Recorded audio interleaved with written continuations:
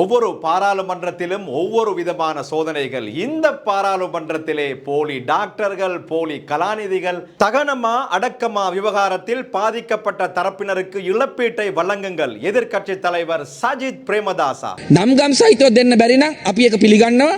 ප්‍රාදේශීය ලේකම් කොට්ටාස මට්ටමින් කී දෙනෙක් ආදාහනය කරාද කියන විස්තරේවත් අඩුම ගානේ ලබා දෙන්න කියලා.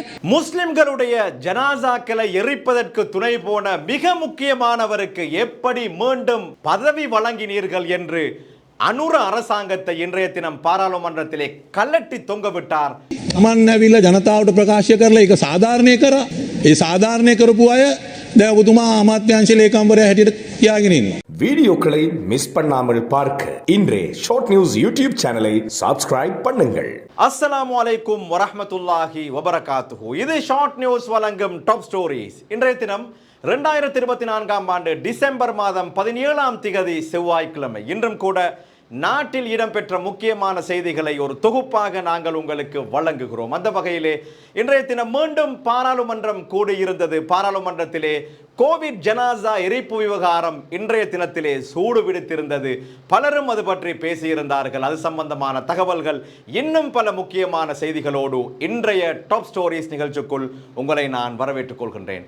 முதலாவதாக 10வது பாராளுமன்றத்தின் புதிய சபாநாயகராக ஜகத் விக்ரமரத்ன தெரிவு செய்யப்பட்டார். 10வது பாராளுமன்றத்தின் புதிய சபாநாயகராக ஜகத் விக்ரமரத்ன தெரிவு செய்யப்பட்டார். சட்டவாக்கத்துறையின் கடமைகளை சிறந்த முறையில் நிறைவேற்றுவதற்கு அனைத்து உறுப்பினர்களின் ஒத்துழைப்புகளையும் எதிர்பார்க்கின்றேன். மக்கள் பிரதிநிதி என்ற வகையில் அனைத்து பாராளுமன்ற உறுப்பினர்களின் உரிமைகளையும் சிறப்புரிமைகளையும் பாதுகாப்பேன். 10வது பாராளுமன்றம் இனம், மதம் என்ற வரையறைகளுக்கு அப்பாற்பட்டு நாட்டின் சகவாழ்வு மற்றும் மக்களின் அபிலாசைகள் ஆகியவற்றை மேம்படுத்துவதற்கு சிறந்த எடுத்துக்காட்டாக செயற்பட சகல உறுப்பினர்களின் ஒத்துழைப்பையும் எதிர்பார்க்கின்றேன் என சபாநாயகர் வைத்தியர் ஜகத் விக்ரமரத்ன சபைக்கு அறிவித்தார். சபாநாயகர் மேலும் கூறுகையில், மேன்மை பொருந்திய பாராளுமன்றத்தின் சபாநாயகராக என்னை தெரிவு செய்தமைக்கும் வாழ்த்து தெரிவித்தமைக்கும் சகல பாராளுமன்ற உறுப்பினர்களுக்கும் மனமார்ந்த நன்றியை தெரிவித்துக் கொள்கின்றேன். நாட்டு மக்களின் எதிர்பார்ப்பை நிறைவேற்றுவதற்கு கடந்த காலங்களை காட்டிலும் இந்த பாராளுமன்றத்துக்கு அதீத பொறுப்பு காணப்படுகிறது. அரசியல் அமைப்பின் ஏற்பாடுகள், பாராளுமன்ற நிலைய கட்டளையின் ஏற்பாடுகள் மற்றும் முன்னாள் சபாநாயகர்களின் எடுத்துக்காட்டான செயற்பாடுகளுக்கு அமைய பக்க சார்பற்ற வகையில் நடுநிலையாக செயற்படுவதுடன் சவால் மிக்க பொறுப்புகள் சபாநாயகர் பதவிக்கு அளிக்கப்பட்டுள்ளது என்பதை நன்கறிவேன். சட்டவாக்கத்துறையின் கடமைகளை சிறந்த முறையில் நிறைவேற்றுவதற்கு அனைத்து உறுப்பினர்களின் ஒத்துழைப்புகளையும் எதிர்பார்க்கிறேன். மக்கள் பிரதிநிதி என்ற வகையில் அனைத்து பாராளுமன்ற உறுப்பினர்களின் உரிமைகளையும் சிறப்புரிமைகளையும் பாதுகாப்பேன் என்று வாக்குறுதி அளிக்கிறேன். 10வது பாராளுமன்றம் இனம், மதம் என்ற வரையறைகளுக்கு அப்பாற்பட்டு நாட்டின் சகவாழ்வு மற்றும் மக்களின் அபிலாசைகள் ஆகியவற்றை மேம்படுத்துவதற்கு சிறந்த எடுத்துக்காட்டாக செயற்பட வேண்டும். இதற்கு சகல உறுப்பினர்களின் ஒத்துழைப்பையும் எதிர்பார்க்கிறேன் என்று தெரிவித்தார். புதிய சபாநாயகருக்கு தமிழ் முஸ்லிம் பாராளுமன்ற உறுப்பினர்கள் தங்களுடைய வாழ்த்துக்களை தெரிவித்துள்ளார்கள். இதன் போது எழுந்த ஸ்ரீலங்கா முஸ்லிம் காங்கிரசின் தலைவர் ரவுஃப் ஹக்கீம் தெரிவிக்கையில், குறுகிய காலத்தில் எங்களுக்கு மீண்டும் புதிய சபாநாயகர் ஒருவரை தெரிவு செய்து கொள்ள வேண்டிய நிலை ஏற்பட்டுள்ளது. என்றாலும் முன்னாள் சபாநாயகர் அசோக ரன்வல தனக்கு எதிராக தெரிவிக்கப்பட்ட குற்றச்சாட்டை மதித்து அந்த பதவியில் இருந்து விலகுவதற்கு எடுத்த தீர்மானம் குறித்து அவருக்கும் நன்றியை தெரிவித்துக் கொள்கிறேன். இதன் மூலம் இந்த பாராளுமன்றத்தின் கௌரவம் பாதுகாக்கப்பட்டுள்ளது. இந்த நடவடிக்கை ஏனையவர்களுக்கும் சிறந்த உதாரணமாகும். அத்துடன் விமர்சனங்கள் வரும்போது அதற்கு தலை சாய்த்து பதிலளிக்க முன்வர வேண்டும். அந்த வகையில் அசோக ரன்வலை எடுத்த தீர்மானத்தை வரவேற்கிறேன். எதிர்காலத்தில் இவ்வாறான நிலை ஏற்படாமல் நாங்கள் பாதுகாத்துக் கொள்ள வேண்டும். அதே நேரம் புதிய சபாநாயகர் இந்த சபையை நிலைய கட்டளைகளை பாதுகாத்து சிறந்த முறையில் வழிநடத்த பிரார்த்திக்கிறேன் என்றார். This house have been able to display this type of decorum to the people and the country. அதனைத் தொடர்ந்து எழுந்த தமிழ் முற்போக்கு கூட்டணியின் தலைவர் மனோ கணேசன் தெரிவிக்கையில், இந்த நாடு சிங்கள, தமிழ், முஸ்லிம் மக்கள் வாழுகின்ற தமிழ், சிங்கள மற்றும் ஆங்கில மொழி பேசப்படுகின்ற நாடு. இந்த பன்மைத்துவம் இந்த பாராளுமன்றத்திற்குள்ளும் வெளிப்பட்டு கொண்டிருக்கிறது. அதை மனதில் கொண்டு ஆளும் எதிர்க்கட்சி என்ற பேதமில்லாமல் அனைவரையும் பாதுகாக்கும் பொறுப்பு உங்களுக்கு உண்டு. அதன் பிரகாரம் செயற்பட உங்களை பிரார்த்திக்கிறேன் என்றார். பௌத்தம், இந்து, இஸ்லாம், கிறிஸ்தவம் ஆகிய மதங்கள் கடைபிடிக்கும் நாடு. ஆகவே இந்த பன்மைத்துவம் இந்த பாராளுமன்றத்துக்குள்ளேயும் வெளிப்பட்டுக் கொண்டிருக்கின்றது. அதை மனதிலே கொண்டு ஆளுங்கட்சி எதிர்க்கட்சி பேதங்கள் அல்லாமல் எல்லோருக்குமே சம வாய்ப்புகள் அளித்து எங்களை பாதுகாவலராக நீங்கள் செயல்பட வேண்டும் என்பதை நான். அதனைத் தொடர்ந்து எழுந்த அகில இலங்கை மக்கள் காங்கிரஸ் தலைவர் ரிஷாத் பதியுதீன் தெரிவிக்கையில், புதிய சபாநாயகராக தெரிவு செய்யப்பட்டிருக்கும் உங்களுக்கு எனது கட்சி சார்பில் வாழ்த்துக்களை தெரிவித்துக் கொள்கிறேன். அத்துடன் அனைத்து கட்சிகளையும் உறுப்பினர்களையும் மதித்து நேர்மையாக செயற்படுவீர்கள் என்ற நம்பிக்கை எமக்கு இருக்கிறது. அதன் பிரகாரம் செயற்பட மீண்டும் வாழ்த்துகிறேன் என்றார். செயல்படுகின்ற பொழுது எல்லா கட்சிகளையும் எல்லா உறுப்பினர்களையும் சமமாக மதித்து ஒரு நேர்மையான செயல்பாட்டை முன்னெடுப்பீர்கள் என்ற நம்பிக்கையோடு மீண்டும் உங்களை வாழ்த்தி விடைபெறுகிறேன். நன்றி. இன்றைய தினம் பாராளுமன்றத்திலே ஐக்கிய மக்கள் சக்தியின் தேசிய பட்டியல் மூலம் பாராளுமன்றம் வந்த மனோ கணேசன், சுஜீவ சேனசிங்க, முத்து முகமது ஆகியோரும் புதிய ஜனநாயக முன்னணி சார்பாக பாராளுமன்றத்திற்கு தெரிவு செய்யப்பட்ட ஜனாதிபதி சட்டத்தரணி ஃபைசர் முஸ்தபாவும் சத்திய பிரமாணம் செய்து கொண்டனர்.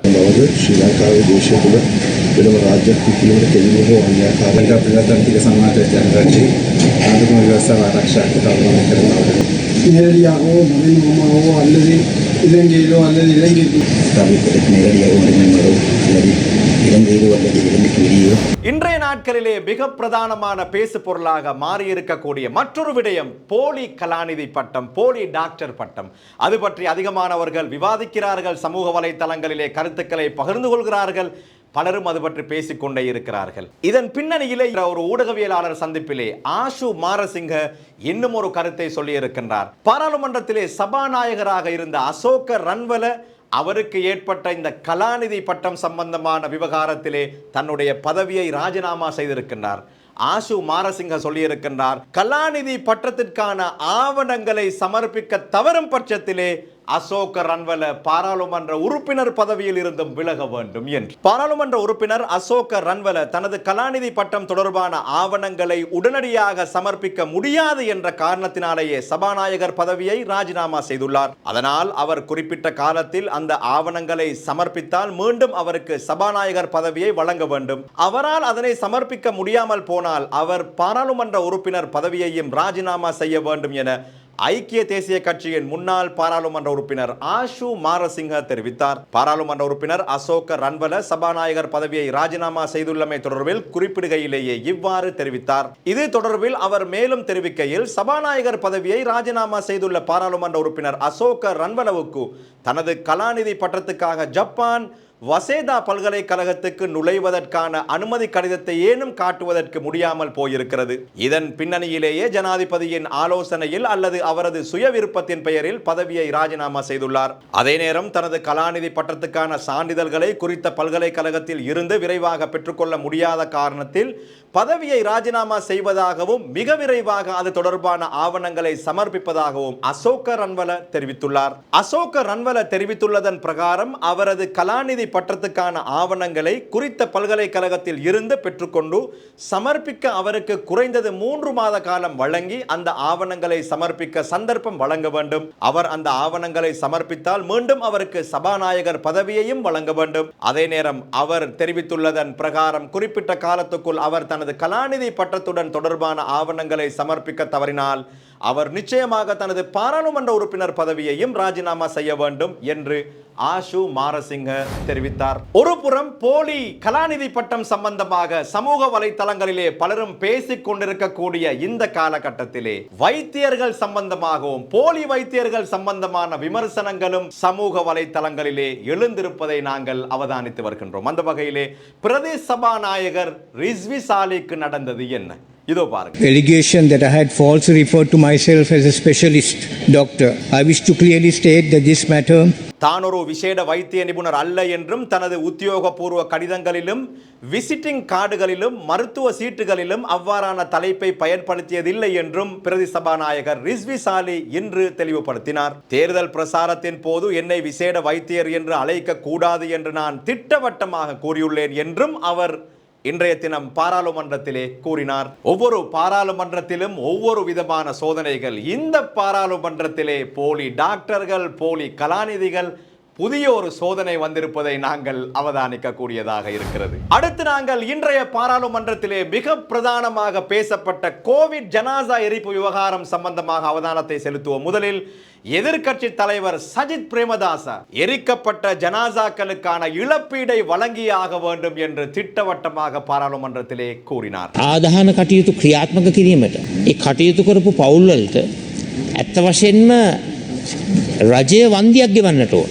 தகனமா அடக்கமா விவகாரத்தில் பாதிக்கப்பட்ட தரப்பினருக்கு இழப்பீட்டை வழங்குங்கள். எதிர்க்கட்சி தலைவர் Sajith Premadasa corona Covid virus பரவல் காலத்தில் ஒரு இனத்தையும் மதத்தையும் இலக்கு வைத்து கோட்டாபய ராஜபக்ஷ அரசாங்கம் படுமோசமாக நடந்து கொண்டது. கோட்டாபய ராஜபக்ஷ அரசாங்கம் WHO வழங்கிய வழிகாட்டுதல்களையும் மீறி செயற்பட்டுள்ளது. உரிமைகள் மீறப்பட்ட இஸ்லாமிய சமூகத்தினருக்கும் பாதிக்கப்பட்ட முஸ்லிம்களுக்கும் நீதி நிலைநாட்டப்பட வேண்டும். இதனால் பாதிக்கப்பட்ட தரப்பினருக்கு இழப்பீட்டை வழங்க எதிர்க்கட்சி தலைவர் சஜித் பிரேமதாசா இன்றைய தினம் பாராளுமன்றத்திலே கோரிக்கை விடுத்தார். පවුල්වලට අපි කියනවා අනිවාර්යයෙන්ම වන්දියක් ලබා දෙන්නට ඕන. ඒ වන්දිය ලබා දෙන්නට ඒ වැඩපිළිවෙලටත් මේ රජයට මුල පුරන්නයි කියලා නායකත්වය දෙන්නයි කියලා මම යෝජනා කරනවා. முஸ்லிம் சமூகத்தை பழிவாங்கிய கோட்டாபய ராஜபக்ஷ எத்தனை ஜனாசாக்களை எரித்தார் என்பதையாவது சொல்லுங்கள் என்று SM மரிக்கார் இன்றைய தினம் பாராளுமன்றத்திலே கேள்வி எழுப்பியிருந்தார். ගිය ආණ්ඩුව ගෝඨාභය රාජපක්ෂගේ ආණ්ඩුව මුස්ලිම් ජනතාවගෙන් පලි ගැනීම සඳහා චේතනාන්විතව අවිද්‍යාත්මක හේතු මත පදනම්ව වතුරෙන් කොවිඩ් බෝ වෙන කියලා මතයකුත් නිර්මාණය කරලා තමයි මේ මෘතදේහ ආදාහනයට ලක් කරේ බලෙන්. ඒ නිසා අපි පැහැදිලිව කියන්න කැමතියි මේ රටේ පුරවැසියන් හැටියට මේ වෙච්ච අසාධාරණය පිළිබඳව විස්තර දැන ගැනීම අයිතියක් තියෙන නිසා ආචාර ධර්ම අනුව නම්ගම් සහිතව දෙන්න බැරි නම් අපි ඒක පිළිගන්නවා. ප්‍රාදේශීය ලේකම් කොට්ටාස මට්ටමින් කී දෙනෙක් ආදාහනය කරාද කියන විස්තරේවත් අඩුම ගානේ ලබා දෙන්න කියලා අපි ඉල්ලීමක් කරනවා. මොකද අපි විශ්වාස කරනවා වර්තමාන රජය ගිය ආණ්ඩුව වගේ ජාතිවාදී විදිහට හැසිරෙන්නේ නැහැ කියන පදනමේ උඩ ඉඳගෙන எரிக்கப்பட்ட ஜனாசாக்களுடைய பெயர் விபரம் வேண்டும் என்று ஸ்ரீலங்கா முஸ்லிம் காங்கிரசின் தலைவர் ரவுஃப் ஹக்கீம் அவர்கள் இன்றைய தினம் பாராளுமன்றத்திலே விடாப்பிடியாக பேசியிருந்தார். කරුණාකර ලබා දෙන්න මේ අර තොරතුරු ලබා දෙනීමේ පනත පිටුපස ඉඳගෙන මේ කාරණාව මේ ප්‍රසිද්ධියෙන් ලබා දිය යුතු මේ සංඛ්‍යාලේඛන අපට ලබා නොදීම විශාල වැරද්දක්. ඒ පිළිබඳව මම කරුණාවෙන් ඉල්ලා හිටිනවා කරුණාකර මේ සංඛ්‍යාලේඛන අපට ලබා දෙන්නයි කියලා. முஸ்லிம்களுடைய ஜனாசாக்களை எரிப்பதற்கு துணை போன மிக முக்கியமானவருக்கு எப்படி மீண்டும் பதவி வழங்கினீர்கள் என்று அனுர அரசாங்கத்தை இன்றைய தினம் பாராளுமன்றத்திலே கல்லட்டி தொங்கவிட்டார் கொழும்பு மாவட்ட பாராளுமன்ற உறுப்பினர் முஜிபுர் ரஹ்மான். ඒකට රටක් හැටියට ලැජ්ජ වෙන්න ඕන තීන්දුව ගත් එක්කෙනා අද ඔබතුමාගේ අමාත්‍යාංශ ලේකම් තනතුරේ ඉන්නවා. ඒ හින්දා මම අහන්නේ ඔබතුමාගෙන් මේක මොකටද පැහැදිලි කරන්න ඇයි එවැනි නිලධාරීන්ව ඔබතුමාලා මේ වගේ තීන්දුව ගන්න වැරදි තීන්දුව කියන්නේ දේශපාලන අධිකාරිය ගත්ත වැරදි තීන්දුව Taman ඇවිල්ලා ජනතාවට ප්‍රකාශ කරලා ඒක සාධාරණය කරා. ඒ සාධාරණය කරපු අය දැන් ඔබතුමා අමාත්‍යාංශ ලේකම්වරයා හැටියට තියාගෙන ඉන්නවා. இத்துடன் இன்றைய டாப் ஸ்டோரிஸ் நிறைவுக்கு வருகின்றது. இன்ஷா அல்லாஹ் மீண்டும் நாளைய தினம் சந்திப்போம். அதுவரை அஸ்ஸலாமு அலைக்கும் வரஹ்மத்துல்லாஹி வபரகாத். வீடியோக்களை மிஸ் பண்ணாமல் பார்க்க இன்றே ஷார்ட் நியூஸ் யூடியூப் சேனலை சப்ஸ்கிரைப் பண்ணுங்கள்.